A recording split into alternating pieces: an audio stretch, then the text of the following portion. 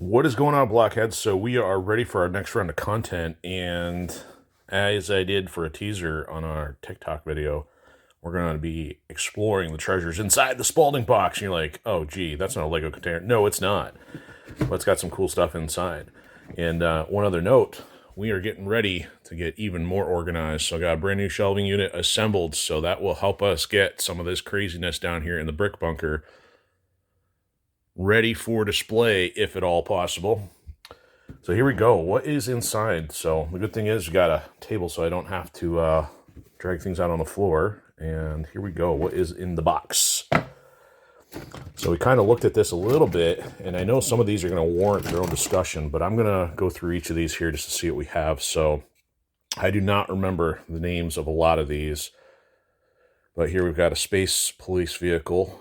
And these were kind of iconic because they had these cells that could be detached and picked up and transported. So we'll probably spend a little bit more on some of those in the future. Now, just as a note, this one had this cool little turning mechanism. You know, you press on the side of it, and it would actually pivot or angle the wheels. So this is another one, and the one, like one of the few I remember the names on. So this was the Galactic Peacekeeper, also of the Space Police, and it also has a similar cell on the back. So there we go. At least had a couple in that collection. I know there was a base, which I never had, and there may have been a larger one, which I think these were the two that were of most concern that I had.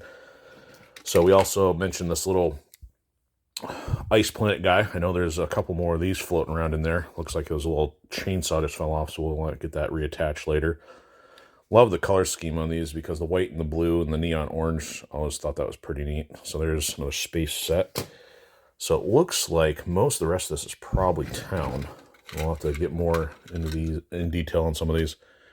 So here we have an ambulance, and some of these had the pop-up roof, which we'll probably explore. And this probably had a patient and a gurney in the back. So I've got some research ahead of me to also figure out numbers on these and names. So this was a street sweeper. I don't remember if this was a retail item or if this was something that was more on account of like a specialty purchase. For some reason, I think there was something a little unusual about this one. It's kind of interesting. It had these cool plastic bristles on it. So there was also a car wash town set that had those, uses the car wash pieces. And then, of course, the sprayers on the back. Let's see what else. So this one is kind of unusual to me. I'm not quite sure why I kept this one assembled. So I have another ambulance, which is even older, which had the symbol on it, and I didn't even know what that was to realize that that was some kind of medical or emergency symbol, I think more in Europe, because that's not something we have here in the States. But anyway, it's a utility vehicle of some kind, got the tools in the back. This guy is definitely a little bit more modern than some of those. You can tell by his face, already gotten the shades and some stubble. Definitely some newer wheels, at least compared to the others. And this struck me as like some kind of four-wheeler off-roader, maybe a game warden or something. Again, more research required to figure that out. This one goes way back. I think we're, again, dealing with a classic face on here, so this one's pretty old. And again, one of the others I remember the name on, so it was very cool, kind of patriotic. Looks like the back piece needs to be reassembled here, or at least attached correctly. But this should be the Screaming Eagle. Had these long headers running all the way to the back. So this is definitely a late 80s, early 90s piece or set. What else we got here? So this one's probably going to have an issue here. Maybe not. But the reason I'm kind of funky with the camera here is because this actually has a rubber band on it. And amazingly, it's not even dry rotted. So I'm going to be careful with that. But again, this is mildly newer than some of the other pieces in here. But this is some kind of recycling container or truck. So I'm not gonna fully adjust this just yet. But it's got the thread here, and that's supposed to connect to the lifting hook. You turn it with the wheel, and that then is able to lift the recycling container. Of course, it's got the broom and the shovel attached. And the hook would then latch onto this. And it's really neat how the designers made this one, because it would effectively lift it right on and the leverage would work perfectly. So I'm looking forward to trying that set up again. So the next thing, I think we got a couple odds and ends here. So this one's a little bit older. Now this one actually had something cool. This one had, so I don't remember the name of the tow truck element, but it had the hood that could raise up. So you could actually see the hood technically. And how are we doing on the face? Still classic face? Kind of looks like a classic face. But what was wild, some of the newer pieces in this era were the shocks. This was some of the first pieces that have the spring-loaded shocks in there. Of course, you'd be able to lift the sunroof on the top there. All right, what do we got next? Now I'm going to save a couple of these for the end here. A couple of these go together. So it looks like we have, I think this was like the Road Rebel or something.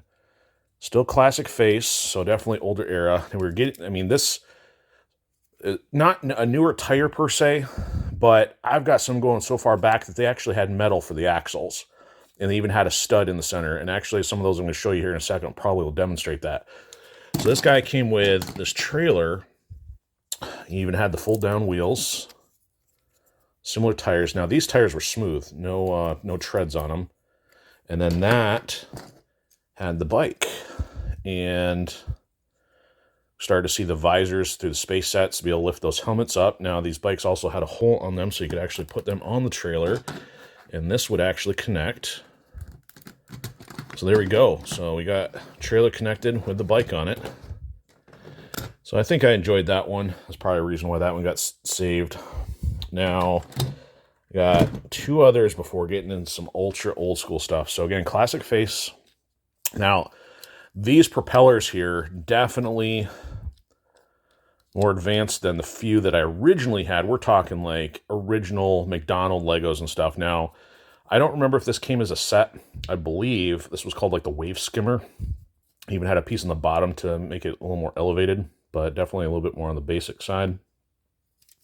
And here we go. Oh, forgot the, so here's the little chainsaw for the ice guy. So we'll put that with him. And then there's going to be a little bit more story attached to a couple of these. I believe this was probably the only, I got to check the name. I think the Aquanauts. I'll have to do, again, research. But there was essentially good guys and bad guys. I think the good guys were essentially all had yellow color scheme, and then you had the bad guys, which had the stuff look more like sharks and had a black and blue color scheme. So I'm going to talk about some of these pieces and stuff later, but this even has these the snake-like claws on them, has the magnets for picking stuff up, and probably some of the pieces have fallen off here, so we're probably going to have to get that one a little bit more reassembled. Because even in the back, this should have his fins back there. Oh, you know what? See, even as a kid, as a teenager, I was always being so careful of where my stuff went. So it was intended that the fins would get stored on these little posts here, but they're so loose they could fall off. So what did I do? I manually attached them to the back piece of the vehicle, and they were far less likely to fall off. So that's reassuring to know that, hey, they're not missing. They're still here. And now that had a shark with it. So these guys started popping up during the pirate era. Of course, they got the open mouths, and who knows what they've done with these in modern days. I know I've probably seen swordfish and other crazy things they've done with these base pieces ever since. So that goes with him. And also an underwater plant. So they actually had these stackable versions now rather than just like tumbleweed looking things. So there's actually two pieces here. And then we are now getting into some ultra rare stuff. And we are talking ancient Lego material here. I believe this guy was ballpark. Sorry, I had to try to use two hands here to put them together. I would say this is ballpark of maybe my third town Lego set. So it had the fire symbol printed on the hood there. This is actually a fire chief, so by the helmet. It's even got the megaphone. And as I was saying, so these tires are so old. They had the treads, they had the stud in the center where you could actually put something, and they still had metal axles. And these are even more efficient than some of the older ones, which actually had a full block with the axle going through them. So they at least used a smaller piece, and they still managed to get the axle in there. So like I said, I'm guessing this was probably my third town Lego set. So we're talking ballpark age 5. And one of the things I was thinking about talking about is like, how many of you out there would have kept stuff at that kind of condition at age 5? You, your kids, grandkids. So definitely a different era or a different personality type, trying to be that meticulous at that age, trying to keep all this stuff intact without hardly ever losing pieces, which is, of course, something we'll talk about in the future. So here we go. I guess I'm doing a countdown at this point. So this guy looks like a couple pieces fell apart here, so bear with me for a second. I'm going to try to put this back together. So it looks like this guy's got a little portable barricade. Now, I'll put him back together later, but he's actually hauling his work cart. He's got 2 barricades there, 2 pylons, and of course, basic face, classic work shirt, helmet, and he's got a pickaxe and a shovel. And again, look at this, classic wheel system, stud in the middle, metal axle, and then he's got to haul it himself. No motorized vehicle for this guy, no shortcuts. And so if that was number 3, which I don't know for sure, but if I'm guessing that was the 3rd Lego set, this would be number 2. And then I've got number 1 here in the box. And I do have the instructions for this guy somewhere in here. I remember that I still had his instruction set, unlike the other one, which we're about to get to. So last and most certainly not least, this was my original Legoland set that was not... It's not going to work with me here. Trying to do this with one hand, not easy. You need 2 hands for Lego, especially if there's some wheels involved. All right, you know what we're going to do? We're going to set that down for a second. We're going to fix him. There we go. And then